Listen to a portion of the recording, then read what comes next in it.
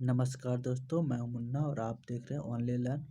तो आज मैं बीएड का फिर इम्पोर्टेड क्वेश्चन कोर्स 2 का लाया हूँ, जो कि एग्ज़ाम से रिलेटेड है। वो आने का संभावना है और सीटेट वगैरह में भी कुछ पूछ लिया करता है। तो देख चलते हैं। मैंने देखते हैं क्वेश्चन क्या है।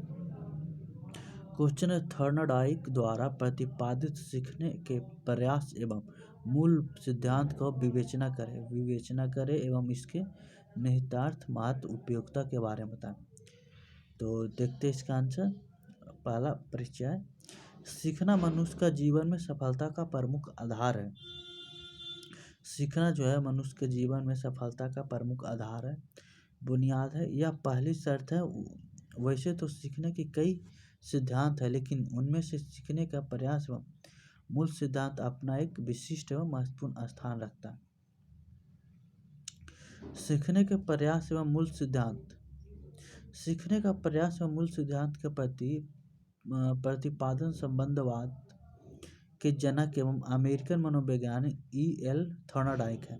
मतलब सीखने का जो प्रयास एवं मूलभूत सिद्धांत के प्रतिपादन या संबंधवाद के जनक जो कहा जाता है, वो अमेरिकन मनोवैज्ञानिक E.L. थॉर्नडाइक है, जिन्होंने 1898 ईस्वी में प्रकाशित अपनी पुस्तक एनिमल इंटेलिजेंस में कुत्तों और बिल्लियों, बंदरों, मछलियों व मनुष्य पर कई प्रयोग किए थे। मतलब ये एक पुस्तक प्रकाशित किए थे 1898 में, जो अपने बुक का नाम था एनिमल इंटेलिजेंस, जो उसमें बताए थे बिल्लियों, बंदरों, मछलियों, मनुष्यों को पर कई प्रयोग किए थे। और यह सिद्ध करके बताया था कि मनुष्य और पशु दोनों बार बार अभ्यास कर एवं गलतियों से में सुधार कर बहुत कुछ सीख जाते हैं। मतलब ये बताया था, ये प्रयोग करके निष्कर्ष निकाले थे कि अगर मनुष्य और जानवरों में बार बार अभ्यास किया जाए तो सुधार बढ़ सकता है, बहुत कुछ सीख जाते हैं। प्रयास जैसे जैसे बढ़ते जाते हैं, मूल या भूल मतलब जो गलतियाँ या भूलें हैं वैसे वैसे कम होती जाती है। इस प्रकार मनुष्य और पशु दोनों हर प्रयास के साथ प्राप्त अनुभव एवं की जाने वाली गलतियों को भूलों में उत्तरोत्तर सुधार कर ही सीखता है। क्योंकि इस सिद्धांत में अधिगम अर्थात सीखना धीरे धीरे होता है। सिद्धांत मानसिक रूप से कमजोर एवं के लिए अधिक उपयोगी होता है। इस सिद्धांत के नामों से जाना जाता है: हर्ष एवं दुख का सिद्धांत, उद्दीपन अनुक्रिया का सिद्धांत, सीखने का संबंध सिद्धांत। और पहला देखते हैं, सिद्धांत का उदाहरण है बालक का चलना सीखना, जूते पहनना सीखना, वयस्कों की गाड़ी चलाना सीखना, टाई की गांठ बांधना, टेनिस, क्रिकेट आदि खेलना सीखना प्रयास एवं मूल सिद्धांत का उदाहरण। मतलब ये सब जो है, गाड़ी चलाना सीखना, टाई बांधना, ये सब सीखने का एक प्रयास का मूल सिद्धांत का उदाहरण है। अब देखते हैं थॉर्नडाइक द्वारा बिल्ली पर प्रयोग। देखते हैं बिल्ली पे क्या प्रयोग किए थे। थॉर्नडाइक ने अपने सिद्धांत को साबित करने के लिए 24 घंटे से भूखी एक बिल्ली को एक पहेली बक्से में, मतलब एक पजल बॉक्स में, भूल भुलैया बॉक्स था जो में बंद कर दिया था एक बिल्ली को। उसमें से एक तख्ती लगी हुई थी, जिसे दबाने से बक्सा खुल जाया करता था। मतलब उस टाइप से वो बक्सा था कि मतलब कोई उसमें तख्ती लगा हुआ था खोलने का, और उसे अगर दबाते तो बक्सा खुल जाता था। अब बिल्ली के सामने भोजन रख दिया गया। बिल्ली ने बाहर से निकालने के लिए शुरू में ही कई गलतियां की। मतलब बिल्ली भोजन निकालने के लिए बहुत सारी गलतियां की। कभी सलाखों को दांत से काटा, कभी सिर से धक्का दिया। इसी क्रम में अचानक उसका पैर लकड़ी के तख्ती पर पड़ गया। मतलब यही सब काम कर रहा था कि कैसे हम निकालें ये बिल्ली। तो अचानक तख्ती जो था जिससे गेट वो खुलता था बॉक्स का, उस पे पैर रख गया। पैर रखने पे वो क्या, पिंजरा दरवाज़ा खुल गया और उसने बाहर आकर अपना भोजन प्राप्त किया। इससे खुलने पर वह भोजन प्राप्त किया। यह प्रयोग कई बार दोहराया गया। मतलब ये प्रयोग बहुत बार ऐसा ही किया और पाया कि हर प्रयास में बिल्ली ने बॉक्स के बाहर आने में कम समय लिया। मतलब जैसे जैसे वो प्रयास कर रहा था, उसे बाहर आने में उतना ही कम समय लग रहा था। लॉज और थ्योरी।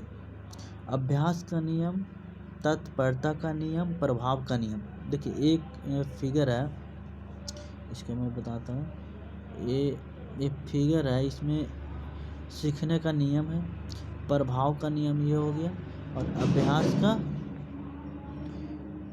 ये तत्परता का नियम हो गया। इस तरह से एक फिगर बनाना है और ये इंडिकेट करना है इस टाइप से, सीखने का नियम। चलिए देखते हैं प्रयास एवं मूलभूत सिद्धांत का नियम। थॉर्नडाइक ने अपने प्रयोगों एवं सिद्धांतों को और अधिक स्पष्ट करने के लिए 3 नियमों की खोज की थी, जिसे उन्होंने सीखने के लिए आवश्यक बताया था। पहला अभ्यास का नियम था। वो 3 नियमों को क्या बोल रहे हैं, थॉर्नडाइक ने अपने प्रयोग एवं सिद्धांतों को अधिक स्पष्ट करने के लिए, मतलब ज़्यादा स्पष्ट करने के लिए उसने सीखने के लिए 3 नियम बताए थे, जिसका अभ्यास का नियम पहला है। इसके अनुसार कार्य को सीखने के लिए बार बार अभ्यास की ज़रूरत होती है। मतलब कोई भी काम करते हैं उसके लिए बार बार अभ्यास करना पड़ता है। जो सुधारात्मक होगा कार्य उतना ही प्रभावशाली ढंग से सीखा जाएगा। मतलब जितना तारा हम एक्सपीरियंस क्या अभ्यास करते हैं उससे वो सीखा जाता है, मतलब ढंग से धीरे धीरे प्रभावशाली होता है। दूसरा तत्परता का नियम। इस नियम के अनुसार व्यक्ति तभी अभ्यास करेगा जब वह सीखने के लिए तैयार हो। इसमें क्या बता रहा है कि इस नियम के अनुसार व्यक्ति तभी अभ्यास करेगा जब वह खुद सीखने के लिए तैयार हो। जो व्यक्ति सीखने के लिए जितना ज़्यादा तत्पर होगा वह उतना ही जल्दी सीखेगा और उतना ही अधिक संतुष्टि प्राप्त कर, मतलब जो जितना अधिक उसमें मन लगेगा, उसको सीखने के लिए अंदर दिल से चाहेगा, वो उतना ही जल्दी सीखेगा।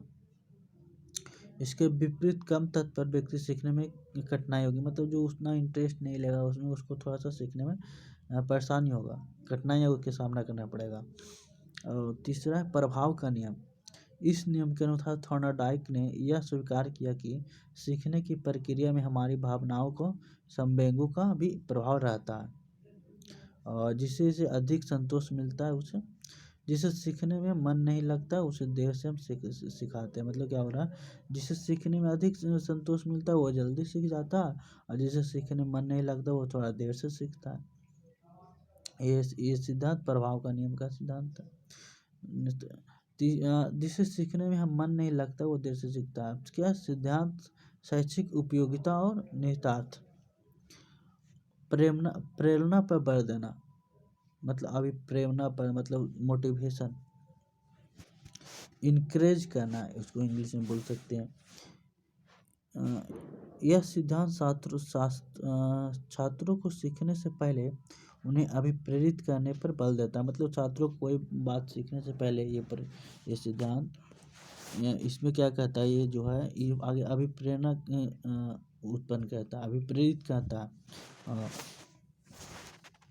क्योंकि अभिप्रेरणा कहती है, और छात्र जितना ज़्यादा अभिप्रेरित होंगे, मतलब जितना ज़्यादा जिज्ञासु होंगे इसके प्रति, वो उतना ही जल्दी एवं उतना ही कम प्रेरित होंगे, वो उतना ही दृढ़ से कठिनाई को सीखेगा। नेक्स्ट है धैर्य एवं परिश्रम के गुणों का विकास। यह सिद्धांत व्यक्ति को बार बार अभ्यास करने एवं गलतियों में सुधार करने पर बल देता है।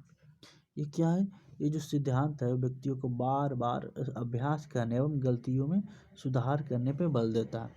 फलस्वरूप छात्रों में धैर्य एवं परिश्रम वैसे सकारात्मक गुणों का विकास होता है। स्व अधिगम बल। यह सिद्धांत छात्रों को स्वयं करने को सीखने को जोर देता है, क्योंकि वह स्व अधिगम द्वारा सीखा गया ज्ञान अधिक अस्थायी होता है। मतलब क्या बोल रही है स्व अधिगम बल, मतलब इसमें जो छात्रों को है वह स्वयं सीखने के लिए जोर देता है। मतलब मान के चलो मैं कोई गलती करता हूँ, खुद से कोई काम करता हूँ, गलती करता हूँ, तो मुझे ज़्यादा समय तक याद रखा। जो ये सही इसी को सुधार के करेंगे तो ये ज़्यादा अधिक समय तक हमें दिमाग में बैठा हुआ रहता है और स्थायी रहता है। वही बता रहा है ये स्व अधिगम पर बल देना। अब देखिए क्या है, मंद बुद्धि एवं पिछड़े बालकों के लिए उपयोगी। यह सिद्धांत मंद बुद्धि एवं पिछले बालकों को पिछड़े जो है वो बार बार अभ्यास कर एवं गलतियों को उत्तरोत्तर सुधार करने में शिक्षा देती है। अतः इसका प्रयोग उन बालकों की स्थिति में सुधारने के लिए मानसिक अस्पतालों में किया जाता है। मतलब ये बोल रहा है ये मंद बुद्धि एवं पिछले बालकों के लिए उपयोगी है, जो पिछले बार को बार बार अभ्यास कर एवं गलतियों का उत्तरोत्तर सुधार करने में शिक्षा देता है। तो ये ज़्यादातर मानसिक अस्पतालों में ही किया जाता है, जो मेंटली डिस्टर्ब है या थोड़ा मंदबुद्धि उसको बोल सकते हैं। अब क्या, सकारात्मक प्रवृत्तियों के विकास में सहायक। बार बार अभ्यास एवं गलतियों में सुधार करने में बालकों को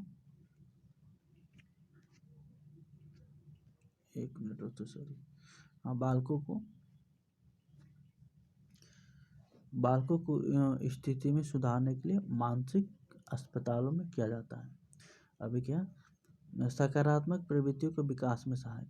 बार बार अभ्यास एवं गलतियों में सुधार करने के में से बालक में आत्मनिर्भरता, आत्मविश्वास, आत्मसम्मान, परिश्रम, धैर्य एवं जीवन के प्रति सकारात्मक दृष्टिकोण रखने की शिक्षा देती है। क्या कहना है, सकारात्मक प्रवृत्तियों के विकास में सहायक है। इसका मतलब कहने का मतलब है कि बार बार जो अभ्यास एवं गलतियों से सुधार करने से बालकों में मतलब बार बार सुधार करता है गलती से, उसको आत्मनिर्भरता होता है, आत्म पे विश्वास होता है, आत्मसम्मान मिलता है, परिश्रम, धैर्य और जीवन के प्रति सकारात्मक दृष्टिकोण हो जाता है उसके।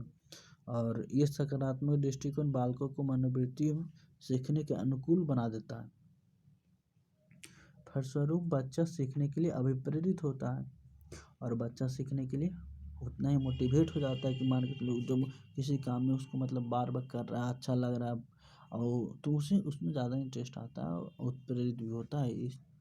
अब देखते हैं इसका निष्कर्ष क्या कहता है। इसका निष्कर्ष कह रहा है, हम कह सकते हैं कि सीखने के विभिन्न सिद्धांतों में प्रयास एवं मूलभूत सिद्धांत अपना एक महत्वपूर्ण एवं विशिष्ट स्थान रखता है। इस सिद्धांत को मुख्य रूप से असामान्य बच्चों जैसे पिछड़े और मंदबुद्धि बालकों की स्थिति को बेहतर बनाने के लिए उपयोग किया जाता है। अतः एक शिक्षक का इसका ज्ञान आवश्यक है। और ये थर्नोडाइक के बारे में लिखा हुआ है, कौन सा बुक था, कहाँ के थे, किस पे प्रयोग किया था, वो है थर्नोडाइक 1898 में थे और बुक प्रकाशन अमेरिका के रहने वाले थे। बुक का नाम था एनिमल इंटेलिजेंस और ये प्रयोग बिल्ली पर किए थे। तो दोस्तों मिलते हैं नेक्स्ट वीडियो में। वीडियो अच्छा लगा तो लाइक एंड सब्सक्राइब करना ना भूलें और लाते इसी तरह से नेक्स्ट वीडियो मिलते हैं। थैंक यू दोस्तों।